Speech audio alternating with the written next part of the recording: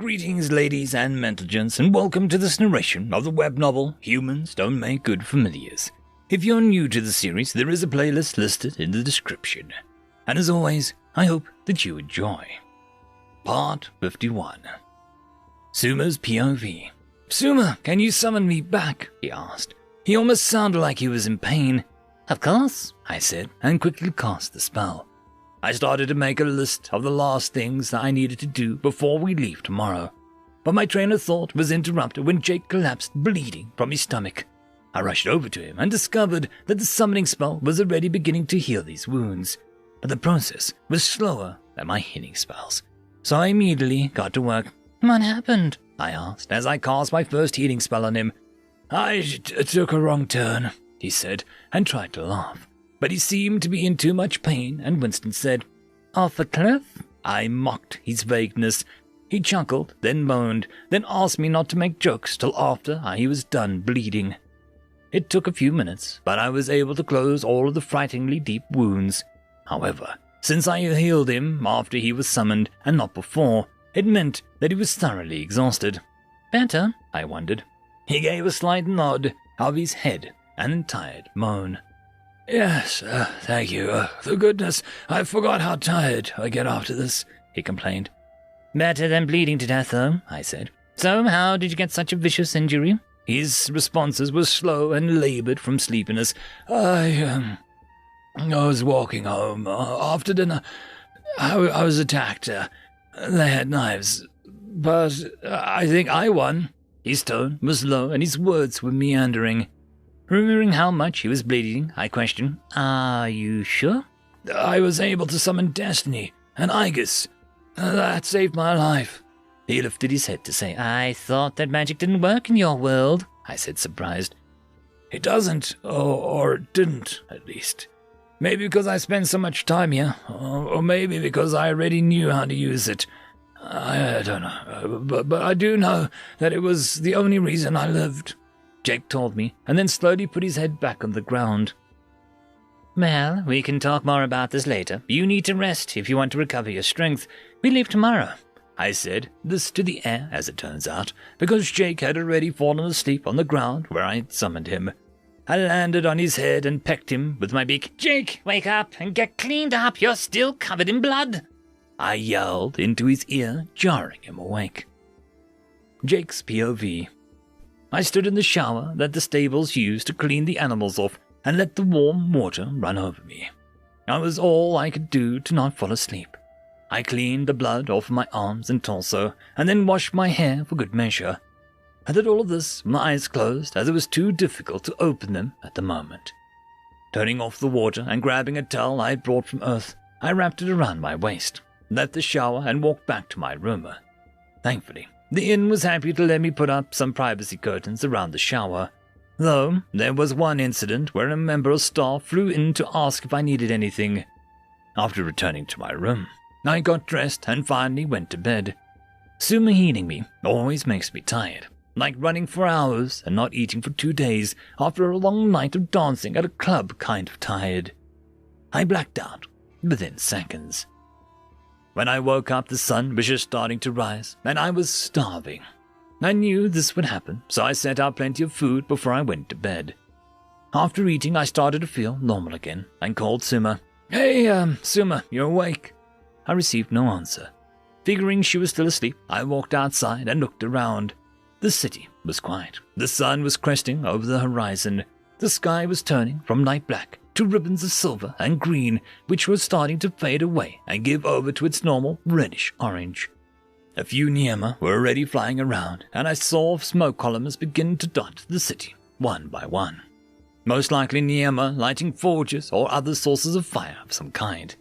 The Niema don't really cook anything, but I've seen a few places around town that would cook small portions of meat for nobles who could afford such luxuries. Today's the day, I said to myself as I sat on the short blue grass. I had a lot of doubts, to be sure. Should I be doing this? Am I doing the right thing? Those kinds of thoughts. But I always subdued them the same way. Suma is going, even if I don't. Jake, are you up yet? Suma yawned. Yeah, I'm awake, I responded. Okay, I'll be down in a little while, she said. I didn't say anything back. I was still thinking. I wished I knew what to expect. I wished I could predict what we would encounter, but I didn't, and I couldn't.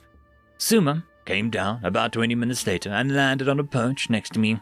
"Nice view," she said. "Is the one on your world like this?" "All the parts that matter," I told her.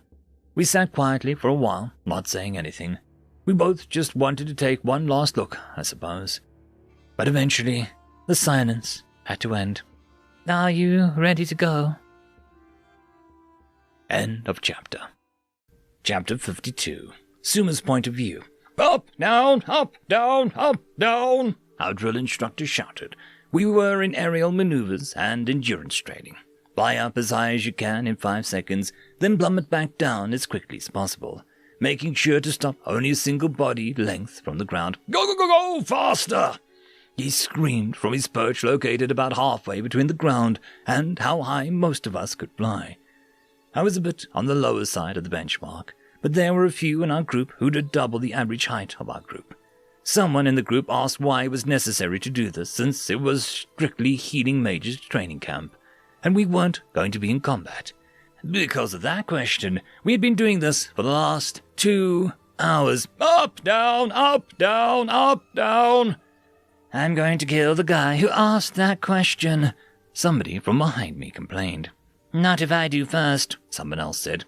"Is that chatter I hear? I guess that means you all want to do another hour," the drill instructor bellowed. "Sir, I need to stop. I'm going to throw up," the dealer beside me said to the instructor.